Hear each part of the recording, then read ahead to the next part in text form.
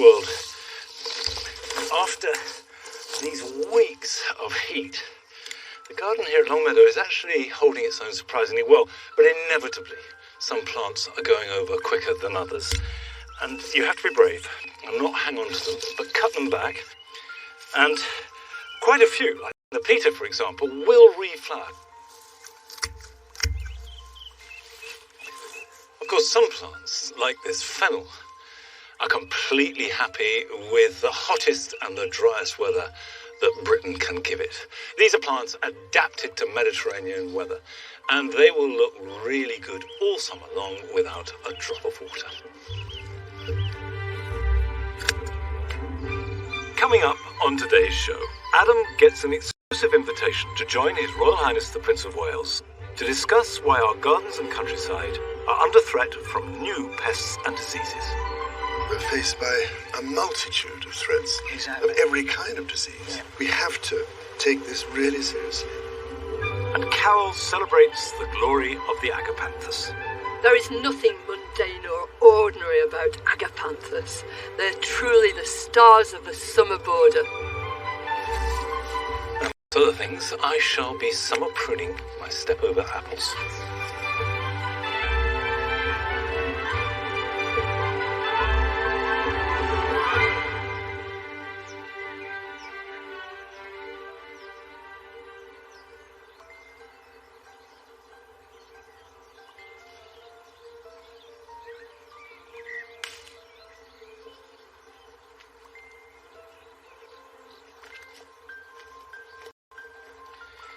This bed was intended to be filled with purple asparagus, and they were planted. However, they haven't happened. So I'm going to use this bed for another crop. And I'm going to put in some leeks. Now, leeks are one of those crops that follow an earlier harvest. Classically, potatoes or perhaps peas, broad beans. You follow them up with leeks, which you'll put in June and July, and then they will sit all winter long, ready to harvest as and when you want them. Normally, I plant leeks using a dibber. This is simply an old fork handle that I've sharpened off, and I only ever use it to plant leeks. But the idea is that you make a hole in the ground with it, nice and deep, and you pop the leek in there, and then you don't fill it back in, you just water it in, and gradually the roots take hold, which is sweeter and better. However, the problem with this dry soil is you dib into it, and it tends to fill in. It's like dipping into a sand dune. So I'm going to try something else. If I get a board and draw a shallow trench like that. Okay, there we go.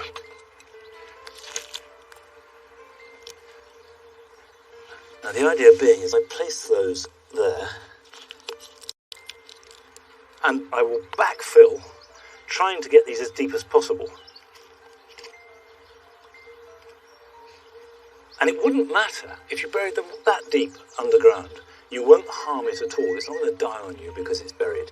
As long as there's some green above ground, they will be completely happier. And the deeper it is beneath the soil, the more that will be blanched. So if you like your leeks white, you put them in deep. Now what I'm going to do is cover these over like this. And then I'll fill up the other side of the trench. Now I'm putting these about 6 inches apart. The closer you put them together, the smaller they will be. Now the one place you shouldn't plant them is where you have grown an allium crop previously. So if you've lifted garlic, don't put leeks into that space, because all alliums, leeks, garlics, shallots, will transmit viruses and diseases that only affect them.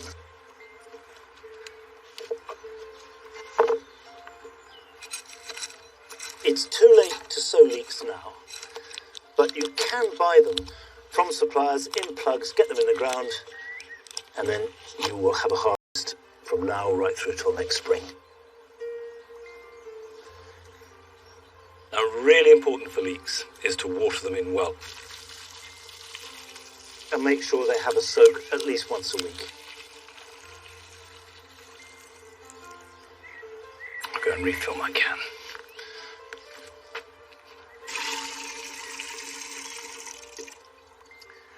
I confess, even with a lifetime's experience, really good soil, lots of space, it can be quite tricky growing vegetables when we don't get rain for weeks on end and the sun blazes down. You would think it would put you off forever, but that's not the case for Frances, as she returns to her shared allotment with unabated enthusiasm. Something over the last month. The allotments are absolutely teeming with produce around every corner, and it's so exciting to finally be harvesting. But there is one job that we can't avoid, and it's getting a little bit repetitive.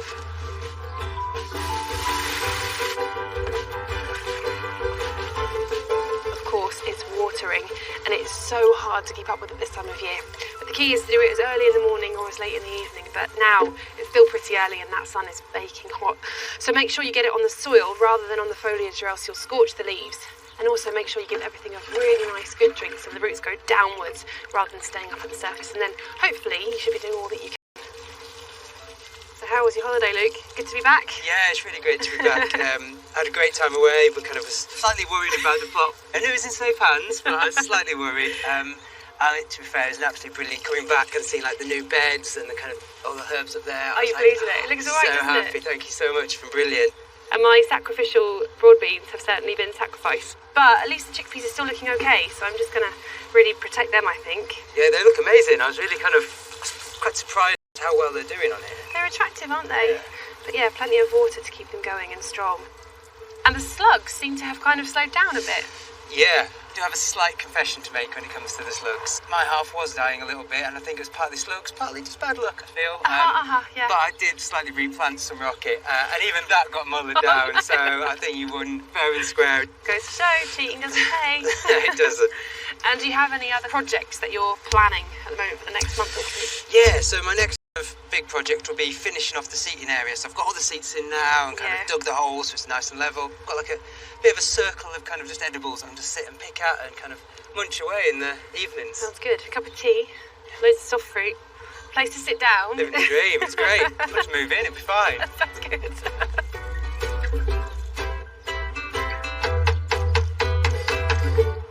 Luke and I have been wondering how we're going to solve the problem with water shortage. So we're putting in a water. We're going to put some felt on the roof, and then any water that falls down here will be caught in the bin. The council gave all the plot holders here some bins to use, so we are making the most of ours. This has a lid, which is an added bonus because you don't want small mammals and birds and leaves falling into the water. So it has a lid of some kind that just saves that issue as well. And the lovely thing is, as well, is that plants really like rainwater. It has a lot less chemicals in than tap water. July is one of my favourite times of the year, when summer fruits are ripening and ready to be picked. I'm really keen to meet as many people on the allotment throughout this year as I can, and one particular person has such an important part to play. Local community about horticulture for 4 years. Hi, Sarah. Hi. It's looking amazing here. Thank you. It used to be 3 allotments which hadn't been touched for maybe 2 or 3 years, and we got a lovely big grant from the lottery to build a propagation place, Right. part of which was this garden. What's the kind of aim of your project? 2 things. One, to supply vegetable plug plants to sell to the allotments, because it's very hard, especially up on the hill like where Luke is, to start little plants. Down here we've got lovely soil, and volunteers helped us grow those vegetable plug plants, and at the same time they had training in horticultural techniques and cultivation in the garden, and they take a harvest home at the end of the day. And are you pruning a gooseberry now? Yeah, this is gooseberry invicta, and you can do a summer prune, and I think, considering the weather conditions, it's a good idea. It'll open the bush out. It will mean that the air flow is better, less likely to get mildew. And the aphids like the sappy ends of the new growth, so we're going to take off the laterals, so that'll discourage them. Yeah, that makes sense. I'll give you a hand. Yeah, indeed. Is soft fruit a particular favourite of yours? We wanted something we could take cuttings for, because again it's good for horticultural knowledge as to how to take cuttings in winter. But I particularly like white currants. So what is it you love about white currants? Firstly, they're so beautiful. They look like jewels. and I love the flavour. It's like a muscatel grape, which is really unusual. I've made jams with them and found they're really good for jamming because they're so high pectin, aren't they? Yes. But sticky. But yeah, I'll have to try one of yours. Maybe I'm not growing them right. Back on the plot, Luke and I are really keen to add our own soft fruit collection and are introducing our very own blueberry bush. Remember when planting blueberries to always plant them in ericaceous compost. And to make things easier, plant them in a large container with mulch on top. Place the pot in a sunny spot, keep the soil moist, and you'll have lovely blueberries in no time. The allotment is looking really full at the moment, and now's the time you're starting to harvest, but also looking to make the most of the space you have. Hence why I'm using containers. It's a really great way of saving space and using every tiny little corner where you could potentially fit something edible. And the great thing about it is I'm using lots of upcycled things. I've got tins, this is an old pan, and you can put anything in them.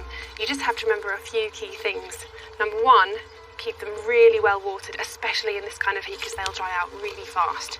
And secondly, always make sure you feed them, especially with any kind of fruit or veg, because they need extra nutrients compared to other plants. Because normal plants will get their goodness from the ground, and in these pots, they haven't got the chance to do that. Now, the great thing about containers is it gives you a chance to grow things that you wouldn't ordinarily be able to grow in your plot. So if you have a certain soil type or a certain condition, you can change them depending on what you put in your container. Gilbert gave me some callaloo seeds. Thank you so much. Which we're trying in an upcycled wicker basket, which is really nice. But just one thing about allotments is there is so much wildlife here. Some you notice more than others. Luke and I have noticed some animal droppings up the top of the site, and the bug hotel's been completely wrecked by something. So we thought we'd put some cameras around so we can see what we find in the dead of night, although I don't know what we will find. I'm a little bit worried, to be honest, but badgers. Badgers. Badgers, Yeah. foxes, or maybe just the local cats. Spring watch, eat your heart out.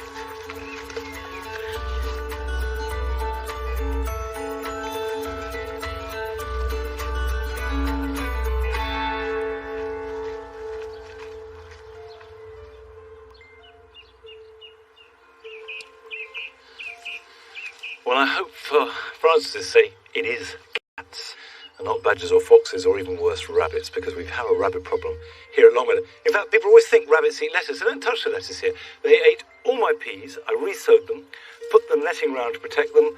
They've germinated pretty well, and with any luck, I will get a harvest, although it is very late in the day for peas. And the other night before last, I was out here watering a lovely set of borlotti beans, growing well. Came out this morning, the whole lot have been eaten. You turn your back for a minute and you're attacked.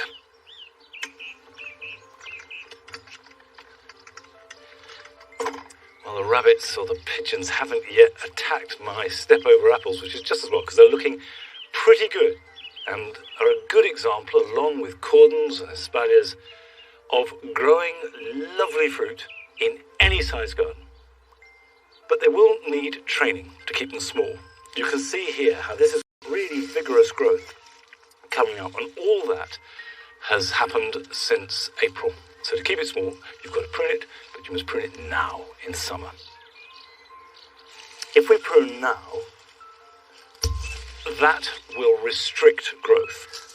And if I take this back, you can see there's an area of slight swelling of the stems. And that swelling indicates that it's forming a spur, and the spur will carry fruit. So cut back to the slight thickening of the stem. Now, of course, this doesn't only apply to restricted forms like step over or espaliers. You can do this with a big apple tree. And every now and then it's a good idea to summer prune an apple tree, to open it out, let light and air in, and then in winter you can continue the process.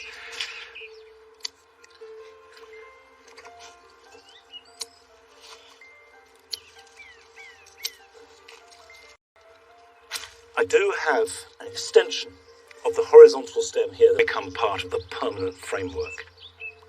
And now, all the way along, we've got little knobbly spurs covered with apples. The sun can get at them, they're ripened, it's not taking up any space at all, but it is giving me a couple of dozen potentially delicious fruits that I can eat in autumn or even store right through the winter.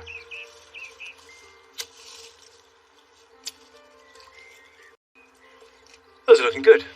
Now, the health of our plants is an integral part of the beauty and enjoyment of our gardens.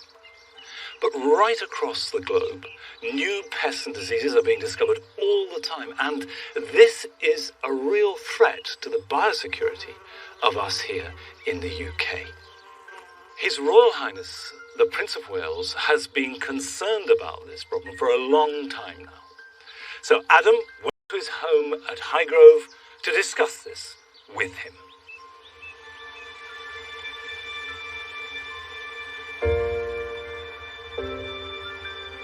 Britain's green and pleasant land, with its rolling fields and lush woodland. It's known the world over, but it's constantly under threat. Climate change, increased travel, and movement of plants around the world has escalated the risk of new pests and diseases spreading to the UK. The scary thing is that some of these pests and diseases, if not controlled, could not only devastate the UK landscape, but also our gardens too. These ongoing threats to our plants and our trees are an increasing worry for His Royal Highness the Prince of Wales. I'm in Gloucestershire at Highgrove, the private estate of the Prince of Wales and the Duchess of Cornwall. The grounds are beautiful, with a collection of gardens all created by the Prince himself. His Royal Highness also oversees 2,000 hectares of woodland across the Duchy of Cornwall estate, which is spread over 23 counties. Back in February, I was invited to a meeting at Highgrove with members from across the horticultural industry to discuss the problems being caused by pests and diseases and exactly what could be done to deal with them. One of the outcomes was Action Oak, a campaign launched at the Chelsea Flower Show this year to help protect our iconic native oak. It's made up of charities, environmental organisations and landowners who are using their combined knowledge to help safeguard these beautiful trees. Today, the Prince has invited me back to Highgrove. I wanted to ask him what he thinks we as gardeners should be thinking about and need to know about biosecurity. But first of all, I want to know where his passion for plants has come from. So the question I want to ask every gardener. It was probably partly to do with my grandmother's wonderful garden at Royal Lodge in Wisgrave Park, where I spent a lot of my childhood. And I remember being absolutely riveted as a child, wandering about in little paths and things and looking at all the plants. And it was a wonderful woodland garden with masses of azaleas and rhododendrons, and the smell and everything had a profound effect on me, I think. It's all those, and then you've got those, you carry those memories, don't you? Then you want to do things as you get older. Really, it's only when you have somewhere of your own that you become particularly keen. But we had as children, my sister and I had a little plot. Yeah. At the back of somewhere in the Buckingham Palace garden where we grew vegetables and things. Do you know, I had my nan on the allotment where they lived, a tiny piece of slate with Adam painted on it. Started off exactly the same way, in a way. I think yours was probably just slightly grander, obviously. I don't know why, but I also grew to love trees. I mean, they always fascinated me. What is it that you love about the UK landscape? Part of it is its variety, but also the way in which the hedges and the hedgerow trees, the whole intricate pattern of the landscape, particularly, I mean, if you go up to the Yorkshire Dales and Cumbria or Lake District, that sort of landscape is magical. We're here today to talk about pests and diseases. Yeah. I'm petrified. I've got 4 children. I'm scared in a sense, I suppose, the landscape that I'm going to leave for those. I mean, when did the pests and diseases really come on your radar? Well, you see, but I remember Dutch elm disease. Yeah. All those years ago, and that was totally devastating here in Gloucestershire, because the whole of the landscape in Gloucestershire was these wonderful great elm trees all through the field, all the hedgerows everywhere. And now, of course, we're faced by a multitude of threats exactly. of every kind of disease. Yeah, I mean, we've got a DEFRA list that's got 1,000 pests and diseases and 100 being added every year. What's your biggest fear? Well, the biggest fear is we end up with a wasteland here, having seen more and more of these pests, particularly from the Far East coming here. Because there's all these caterpillars and, strange things. They've all got extraordinary names like the emerald ash borer and sudden oak death and acute oak decline and one thing after another. And people love the ancient oaks in this country. Yeah. And there are magical remnants of some of these forests. we are a nation of gardeners as well. But somehow, people don't quite realise yet the problem. The difficulty, I think, has been that the nurseries are the ones who really do need to react quicker in terms of quarantining. Yeah. I mean, I only get my trees now from a nursery which does proper quarantining. Yeah. But it's one of a minority. Emergency approach to this. We haven't got any time to waste, because I went to visit Heathrow Airport a few months ago, and I was talking to these marvellous people who try to prevent all this coming in, but they're overwhelmed by endless stuff that's brought in by people in their baggage or whatever. I think people realise just how dangerous it is unless you know that where you're getting the plants from has a proper biosecurity policy in place. If you had one bit of advice for gardeners at home, what would it be? Talk to the nurseries where you're getting your plants from and ask them, where do they come from?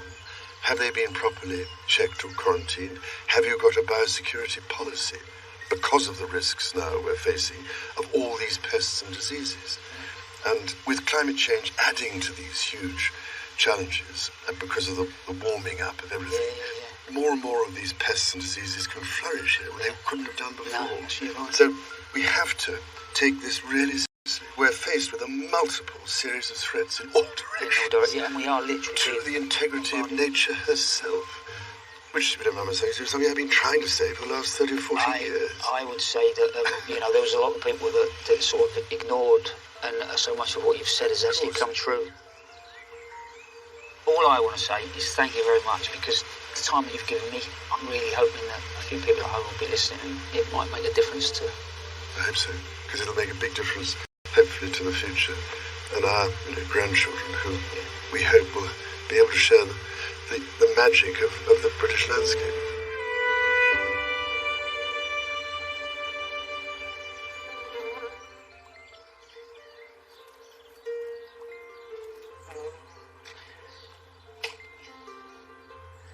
I do think that it is to His Royal Highness's lasting credit that he has had a long-term interest in this subject, and that for most of us, we're coming to it rather late in the day. In fact, we spoke to the Horticultural Trades Association, who said that they were delighted that he was raising awareness and that quarantining trees was one effective way of ensuring biosecurity, but not the only one, and that it wasn't always as effective in a range of other plants. And they said that they were working with the government to try and form a regulatory system to ensure maximum practical biosecurity. So I think for all of us who are affected by this, and in effect that is all of us, we need to keep informed, aware of what's going on, and of course we will here be letting you know everything that we discover as and when it happens. Head Forester, Geraint Richards.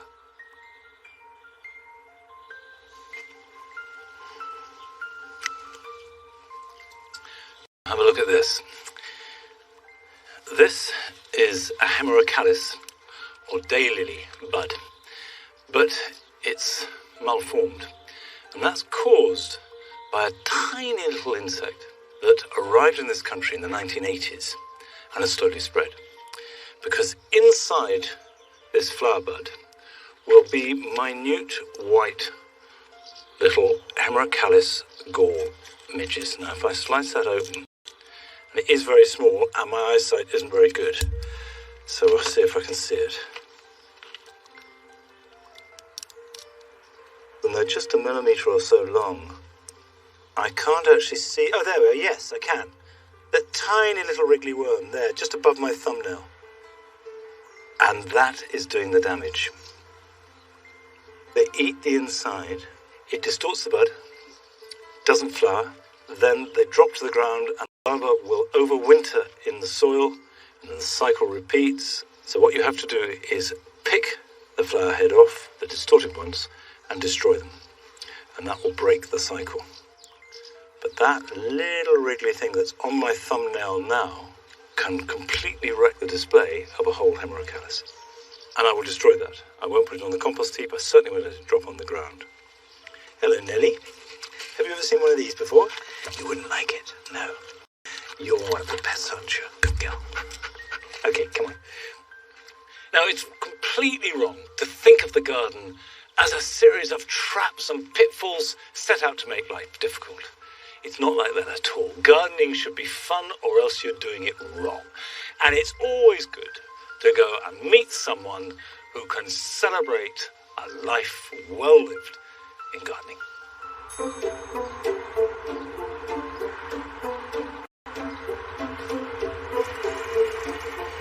I absolutely love working with blooms. They brighten everywhere up so much. My name's Harry Cook and I live in Loughborough with my wife Pat. We've lived here for about 52 years and we've seen such a lot of changes in our time. We've got a very busy roundabout outside now that is constantly full of traffic.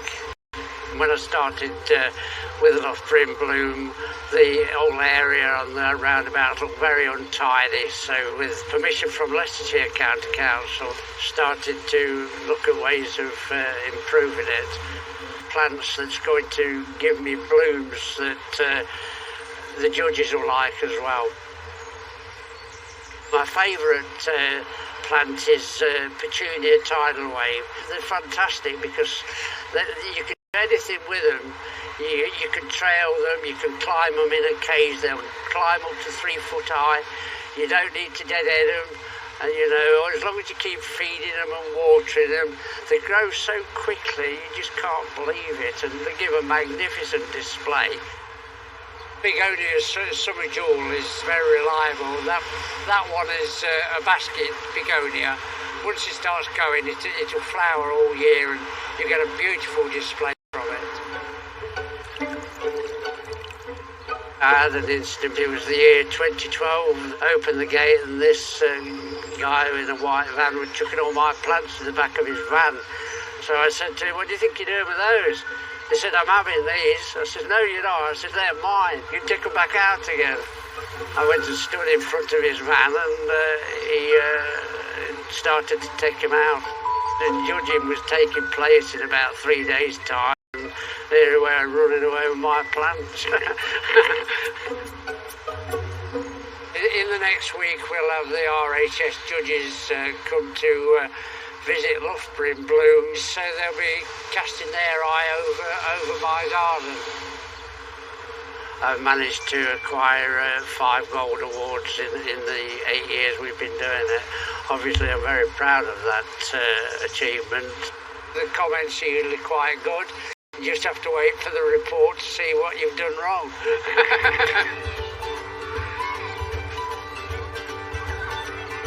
At the back of my house, we've got an area that's called the Green Belt.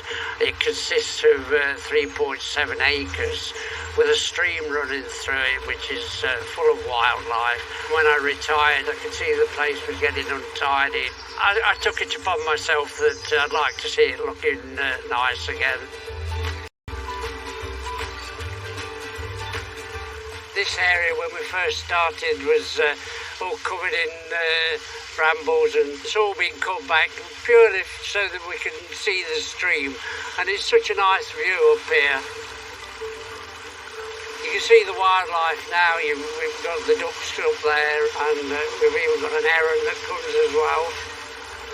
It's such a pleasant place. Even though we've got a busy road right outside, you can't hear the traffic, and it's like being in another world round there. That's it. Who's going to do this one? I planted up hanging baskets, but when we got the raised beds, he's particularly been involved supplying us with plants. The children love that he's got special knowledge, and if there's something that we don't know, we know Harry's going to know. This is our wildlife area for the children, to educate them all about the bugs and the bees. I think, it's really nice because after school, maybe you could, walk down here, and it's not just an ordinary path. It's, really, really cool. It's just nice. You just see, all the wildlife around, and it's just really nice. Nature. The garden is so relaxing because time doesn't matter to you. You start doing things, and you look at the clock, and you've lost an hour, and at the end of it all, you created something that's beautiful.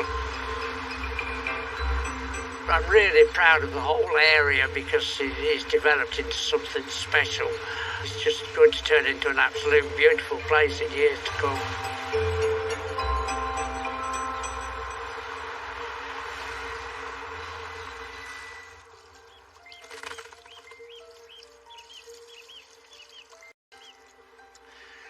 Well, I have to say one thing about Harry. I do admire a man who can wear braces with panache. He's got very good braces. And, of course, I love the display in his garden. But the key to it, using annuals like that, is keep them well watered, to deadhead where appropriate, and also to feed. This pot here with the Kabir scandens, the annual climber with the petunias, you've got the Japanese bloodgrass. This was only planted 6 weeks ago. It's been watered, but now it needs feeding. And the key to keeping that sort of display going is to feed once a week. Now, I'm using seaweed here. I often use homemade comfrey. Seaweed you can buy, and you could just as easily use a tomato feed. And all three of them are particularly good because they are high in potash.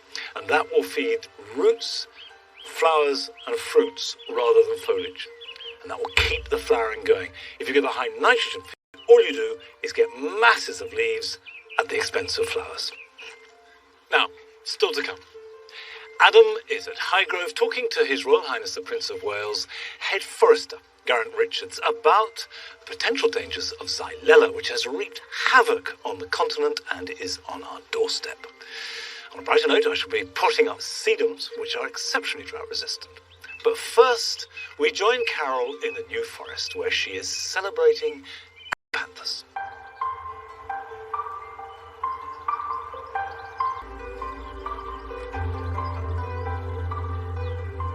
There is nothing mundane or ordinary about Agapanthus. They demand your attention with these huge great umbels of blue or white flowers on tall stems rising up from enormous clumps of strap-like leaves. They really are the stars of a summer border.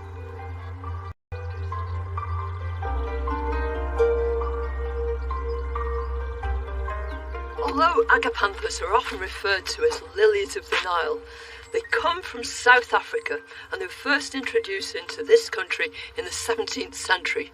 But it was one particular species which was to have a huge effect on the hybridisation of Agapanthus. It was Agapanthus campanulatus, a totally hardy species, and it was used to produce hundreds and hundreds of different cultivars of all sorts of shapes and sizes.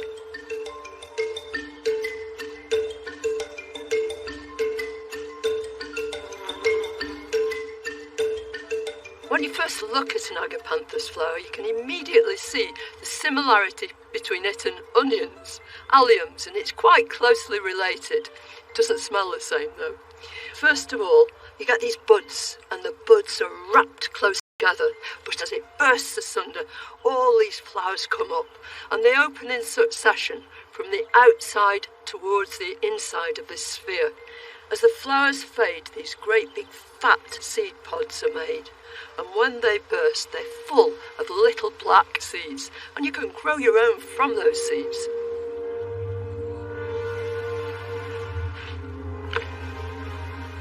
This is some seed that I collected last year. It's from an Agapanthus called Navy Blue. If you examine these seeds, they're fascinating. You can see that each one's like a tiny tadpole, and the whole object of the exercise is to sprinkle them onto the surface of the proprietary seed compost. And then just to keep them in place, I'm just going to sprinkle some gravel evenly across here. All you want to do is weight that seed down.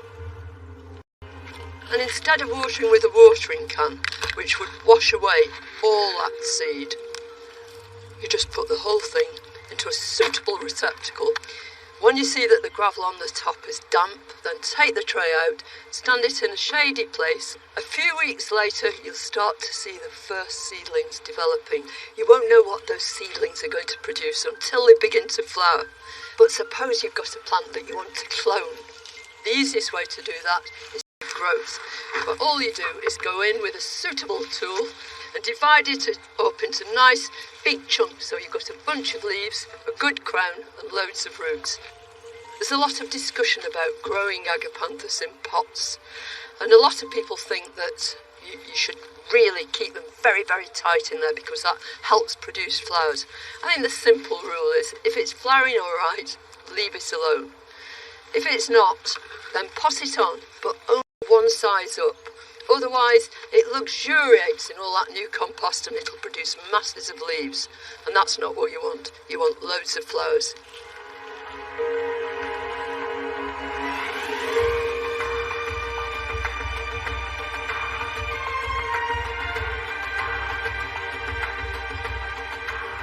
This delightful plant is Agapanthus Sweet Surprise.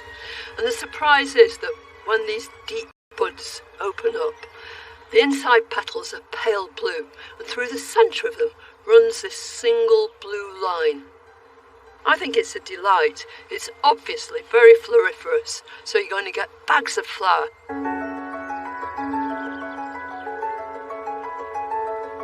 This magnificent Agapanthus is Jacaranda, with these rich, deep blue flowers on tall stems. It's outstanding, and one of the very special things about it is it's probably the earliest of the Agapanthus to flower. It flowers from June onwards, but look how wonderfully it associates with the plants in here.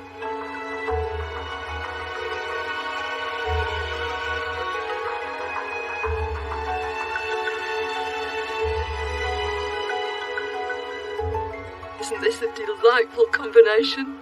This small, compact Agapanthus silver baby with this lovely ami. The flowers are just washed in pale blue, giving it this almost translucent quality. Once upon a time, people thought that Agapanthus were really quite difficult to grow, but not a bit of it. When you buy your plant, add lots of good material to the planting hole. Your own compost is your very, very best bet. And perhaps sprinkle around a bit of organic fertiliser, fish blood and bone. Water it in really, really well, and then water frequently, especially if the weather is very hot and sunny. And every year afterwards, it will reward you with this display of beautiful flowers.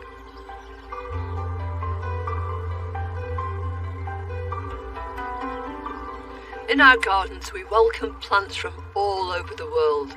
Many of them come from South Africa, but perhaps the jewel in the crown is their arrival when I see those fat buds swelling. And I absolutely love these flowers that last all through the summer.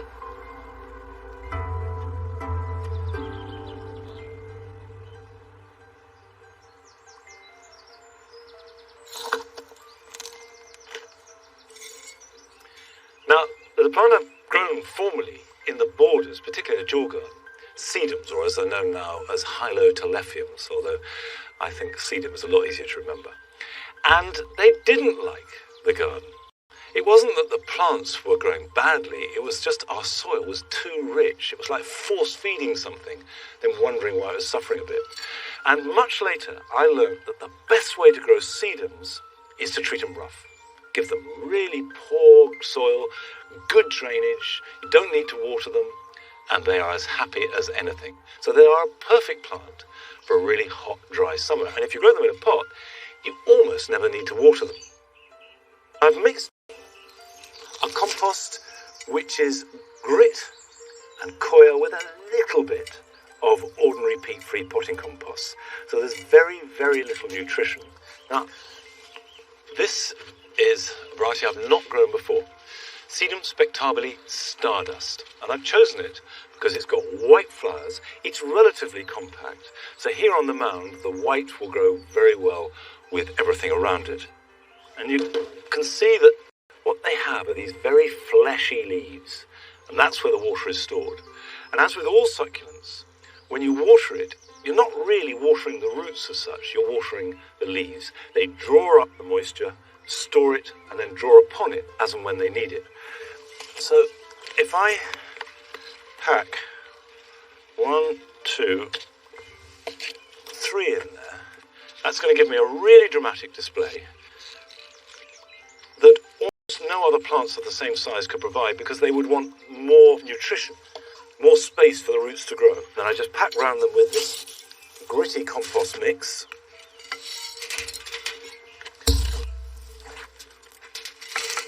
They prefer full sun if you can give it to them, but they will grow in light shade.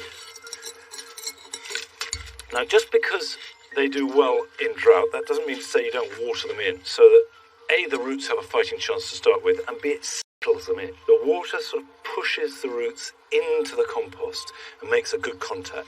And I think that's a handsome plant. And of course, the other thing about sedums, which as we come into late summer is so important, is they are the best plant in the garden just about for butterflies and bees.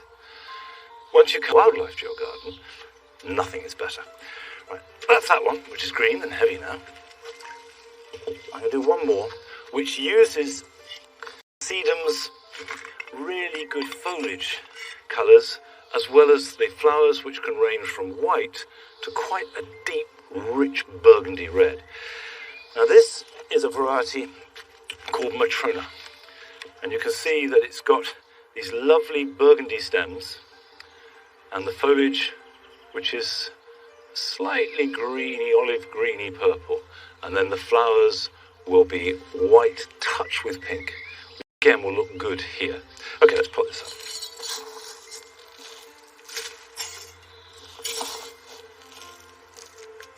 Because that is crammed in, and the soil that will fit around the plants is very poor and largely grit, that means, amongst other things, that this will stay nice and upright.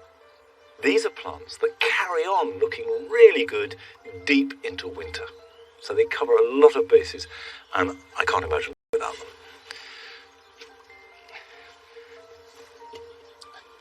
Good. That's great. Now, I want to show you something growing in the ground.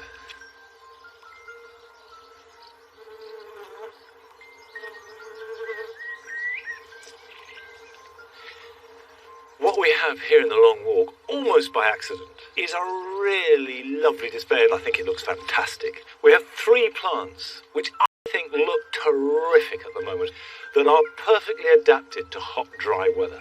Down the centre, you have Alchemilla mollis. It'll grow in sun, it'll grow in shade, and it is completely happy in these dry conditions. And this has been flowering like this and looking fresh for weeks now. The Agapanthus flowers, this is Agapanthus spinosus, are leaning in and then growing up with real drama, and then rhythmically behind them you have the box, which was clipped, and the new growth is coming back and picking up the colours of the Alchemilla mollis. And of course this hot, dry weather is brilliant for box, because not only does it cope with it extremely well, but also it will not be at risk of box blight with this weather, because box blight needs humidity as well as heat. So all in all, this looks great, is healthy and happy and perfectly adapted to what seem like quite hostile conditions. But even if box blight is one thing that we don't have to worry about in this hot, dry weather, there is always something. And the buzzword at the moment is Xylella. And this is a disease that has wreaked havoc. And Adam is back at Highgrove talking to Geraint Richards, His Royal Highness the Prince of Wales' head forester. Talking to His Royal Highness the Prince of Wales, it's pretty clear how passionately he cares about the threat to our gardens and the British landscape from pest and disease. And there is one that is really worrying the horticultural industry at the moment. Xylella is a very harmful bacteria which causes disease in a large range of woody plants. It was first identified in America, but in 2013 it had spread. It was found to be linked with the fast decline of olive trees in southern Italy. It has now been found affecting plants in other European countries, but so far there's only been one interception in the UK, an ornamental coffee plant, and that was destroyed to prevent it spreading. So Xylella is getting closer to our shores, and if it does make it, along with other pests and diseases, it really could destroy some of our most beloved trees and plants. It's a huge threat, and the Prince of Wales and his team working at Highgrove and across the Duchy of Cornwall are very keen to ensure that it doesn't happen, including head forester Geraint Richards. I've had the privilege of working for His Royal Highness 22 years now, and I've had the sadness of seeing a lot of plant health issues in that 22 years. So, it's personally heartbreaking to see these trees in decline and dying. Xylella is the one that, the industry's talking about now. Xylella is something we should all be afraid of. I mean, it is only one of many plant health threats. We need to be aware of that, but it's particularly nasty bacterial plant disease. It's got this very wide appetite, 150 host species it can affect, and that goes from the garden, lavender, rosemary, right into the wider landscape. Even our native oak trees could succumb to it. Now, it's not here yet. It's in France, Spain, Italy, but we really have to do everything we can to keep it away from here. Our oaks are under threat, aren't they? Do you know there's 2,000 species, it's believed, that are dependent on our oak trees, 2,000 other species. So in terms of biodiversity, that's how much they're harbouring, that's what they're contributing. And if we lose them, can you imagine the British landscape without the oak tree? And that's the point you make there, is it's not just what we lose when we lose the trees and the plants, it's the knock-on, how that's going to affect our wildlife and, our makeup is quite scary. More and more we're learning about the importance of trees to soil, to water, to air. Interestingly, to human health and well-being and other species. If you lose them, you lose all of those benefits. And the thing about trees, perhaps more than any other plant, is once they're gone, they're not very quickly replaced. What can gardeners at home do? We all have a responsibility here, for certain. And I think there are things we can do. First thing I'd say is be aware. Be aware of this whole plant health biosecurity debate. So get to know what some of these key diseases are. Get to know what the symptoms are, what the host plants are. Be alert to what's happening.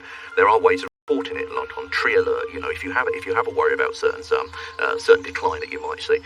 And then I think there are other things, just about basic hygiene, cleaning your tools, cleaning your footwear, especially resist the temptation to bring things back when you're on your travels abroad. Because, I travel a bit, you travel, and we all see that thing that we want to bring home, don't we? It's lovely, I'd like that in my garden, but, enjoy it while you're out there. Don't bring it home with you, because you don't know what you're going to be bringing back with it. Yeah, maybe take a photo. Take a photo, absolutely. Don't bring it back. Yeah.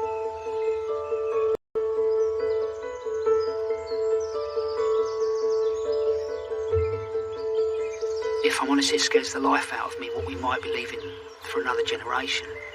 But that said, it doesn't have to be all doom and gloom. I think us as gardeners just maybe need to be a little bit more mindful.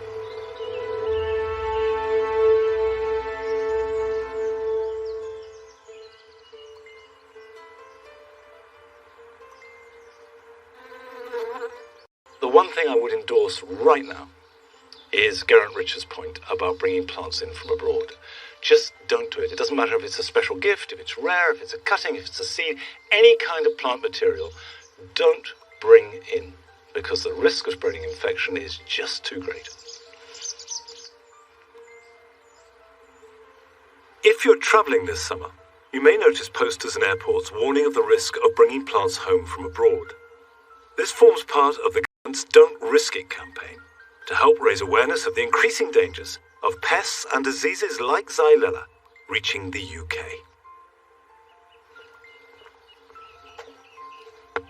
We're coming up to that time of year when we're collecting seeds, we're taking lots of cuttings, and a little bit later on we'll even be splitting plants. But we don't often talk about leaf cuttings. Yet quite a few plants, particularly succulents, do very well from leaf cuttings. And if I want more of the sedums I've planted, they will do perfectly well like that. And to take leaf cuttings from them is really simple. You need a container. You can use plugs, but I'm going to put them in this little seed tray. And a very, very free draining mix. 9 parts perlite to 1 part compost would be fine. This is vermiculite and coir seed mix. And the reason for this weak mix is you want absolutely good drainage and not too much nutrition. It's more or less just an inert growing medium that they can root into. Now, as for the leaves themselves, you do need a sharp knife. The sharper the knife, the cleaner the cut. The cleaner the cut, the less the risk of either damage to the plant or infection. And you're looking to take a leaf that is nice and turgid. You don't want one that's all floppy and old. And cut it where it joins the stem, across like that. So you've got a really nice clean cut point right at the base of the leaf. And if I take a couple from each stem, I'm not going to leaf. A medium-sized, nice, strong leaf that's growing and healthy is all you need. You don't want one of the old ones. And I can make plenty of new ones in this very simple method. So we have a leaf like that, and all you do is simply insert them into the compost so they're buried about a third of the way up. And they're a little bit slower than than stem cuttings, but in a few weeks' time, you'll see little signs of growth, and a number of little plantlets will appear around the point where it joins the soil. The parent leaf, this will die back, but the new little plants can then be potted on and grown, so that one little tray should provide me with a couple of dozen new plants. Now, when you put them into the soil like that, you can either stand in water for a little bit so it soaks up, or just sprinkle some water on it. I've got a mist propagator, so that will keep the air nice and humid. But just as effective in its own way is simply water them, then put them inside a clear polythene bag. And the important thing is that the air is moist and humid rather than the soil. If you overwater the soil, there's a real risk that they will rot off before new plantlets are formed. In practice, they probably need watering every 3 or 4 days, and that's plenty. And in about 3 weeks' time, we should see signs of new growth. I find making new plants from cuttings of any kind one of those jobs that is deeply satisfying. So, here are some jobs to satisfy you this weekend.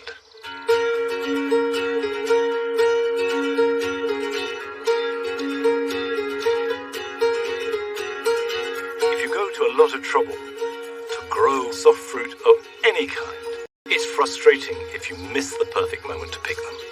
So check them, and like these black currants, lift the leaves, harvest the fruit as it's ready, and then use it and enjoy that delicious freshness that growing your own always brings.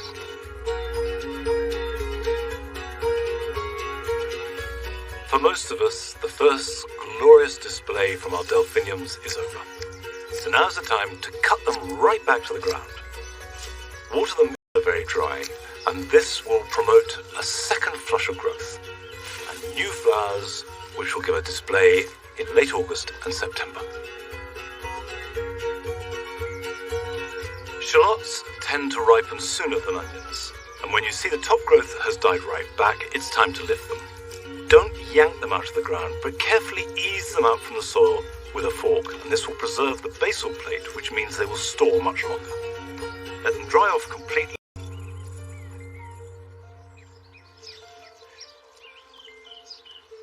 These Morello cherries could be a little darker and a little riper, but the blackbirds have been at them. I netted them, secured the netting at the top and the bottom and the sides, but still the blackbirds got in. And I've eaten about a third of them already, so I'm picking them all. And of course, Morello cherries are not for eating raw, but they do make fabulous cherry jam.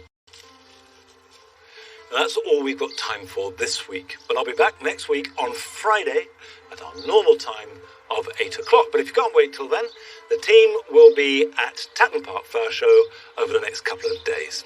So I'll see you here next week. Till then.